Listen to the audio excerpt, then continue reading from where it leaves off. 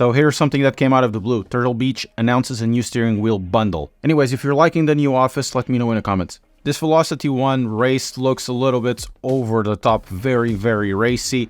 In reality, it takes cues from other brands, like the pedals there, like a mix of Logitech and Thrustmaster at the same time. But there are a few interesting tidbits on this that are hiding literally under the surface, because once you look at the steering wheel base, it does look like a belt drive, but in reality it isn't. As it states, the Velocity 1 Race, it is a Xbox compatible wheelbase and also PC for Windows 10 and 11. It has a price of $649 or 629 pounds, which is quite steep, and generally that would mean somebody is inflating the price. But, you know, there are a few things here that somewhat justifies the price they had. And, well, in reality, when we're looking at it, it doesn't really look that much. There are a few things that I still don't know about this one because it's really not explicit, but we can infer a few things from other prices and from what they're offering. Past the very gamey looks and gamey graphics, there are a few interesting things here. First of all, this is a direct drive wheelbase, and looking inside here, it kind of looks like a hodgepodge Simagic / Simucube motor. It will be interesting to remove all of this carcass to see what exactly is inside.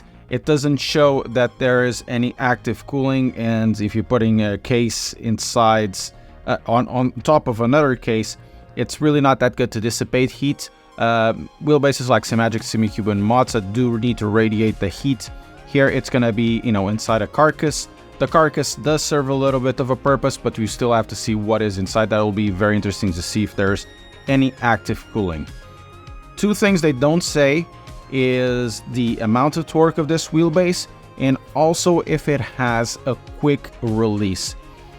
From the size of this, you know, inferring this could be anywhere from like 3 to 9 Newton meters. I don't think this should have more than that. It would be very interesting that if it had. We still have to look at the $649 dollars price with the other things they add into this, and I'm more or less betting that this will be around 5 Newton meters, which wouldn't be too bad with all the things they're offering. In terms of quick release, on the 3D model, it does seem to have some sort of quick release, because you can see these little designs over here, these little lines aligning with this one. This probably indicates if there's like the top for the quick release, so you can align it.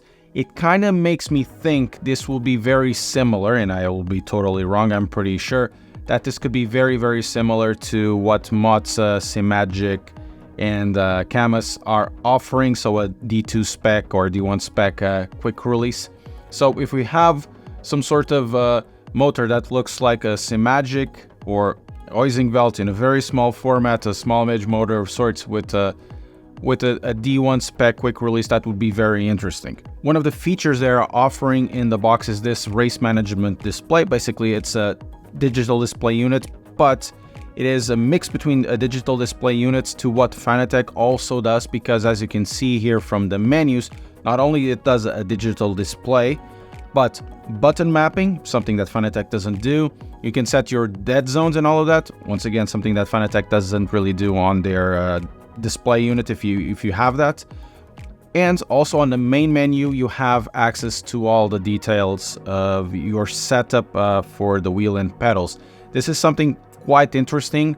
It is something, especially if you are on the Xbox and you don't want to connect to the PC to change some of your settings, some of the way that your wheel works. This could be very, very useful. For this TDU, highly doubt this will be compatible with SimHub, but probably someone will be figuring out a way to connect this to SimHub so you can have your own type of menus. If they don't, it's likely this will be very similar to what Mozza offers on their own display unit, which is basically exclusive to their Mozza software, but you do need to use it on the PC.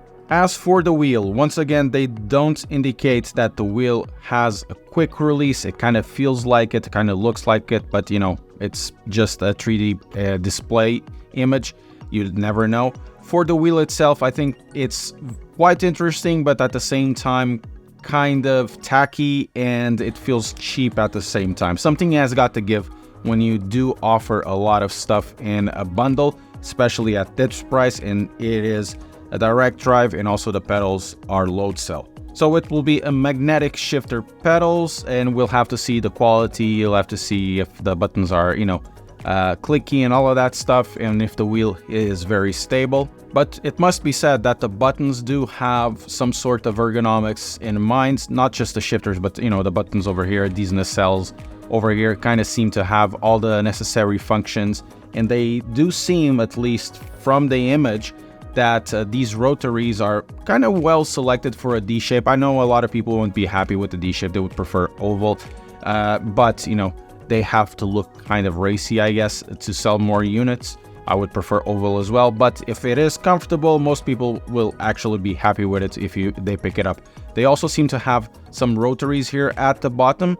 I'm not sure if this will be like the rotaries that keep rotating like the ones in Logitech, like the ones probably on the top as well, or if they are like ones that will come back to center. We'll have to see that as well. As for the pedal, you can look at the pedal set and you can more or less see my comment about looking very similar to a Logitech Pro pedal set or a regular Logitech set at the same time with the Thrustmaster one. But once again, this has a little more than meets the eye, because if you go back here, this is very similar to what generally Logitech does, but at the same time it's exposed. It doesn't come in that cylinder, and it seems with these little rotaries here that you can adjust your preload.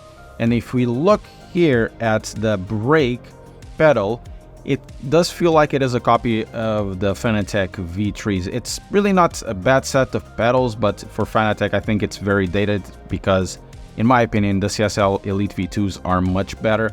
But still, Logitech uses something very similar. Asetek uses something very similar with their Asetek Forte Thorpe or whatever it is.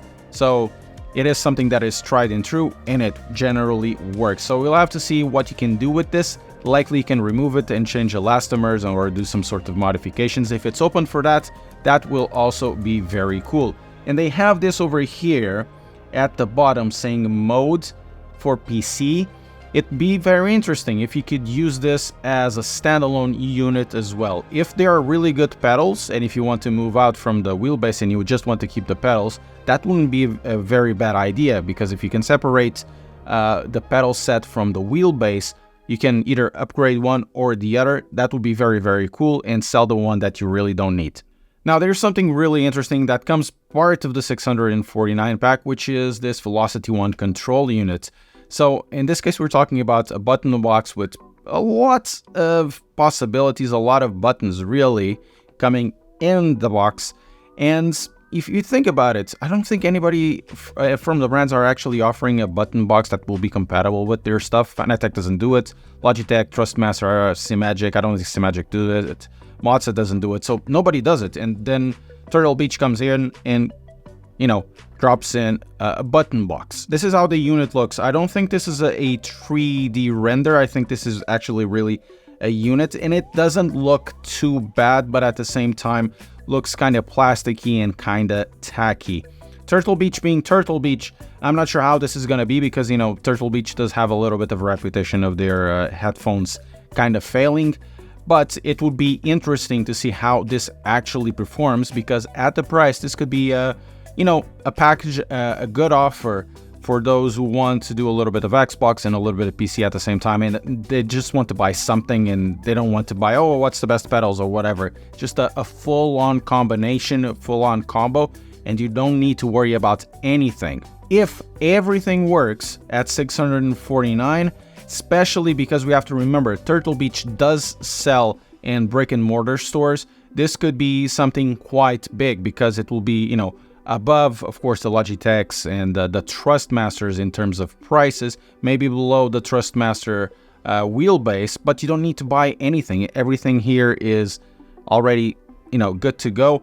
In the back, there's also the indication that there will be places for peripherals, so that will also be cool. See if they're all having like peripherals like shifters and handbrakes. So if they offer something at this price and it ends up being quite reasonable in terms of quality and force feedback and all of that, it could be putting a lot of pressure into Logitech and Thrustmaster, Fanatec, even Mozza as well, because, Turtle Beach has a huge name in the gaming scene, especially for those on the Xbox, because of the headphones, then the controllers and all of that. Though it looks tacky, though it looks weird and very gamey, I'm actually looking forward to it. It might be something really cool. I'm not sure if I'm gonna have one for review, but it will be very interesting. Let us know in the comments what you think about this and what you think about the new studio.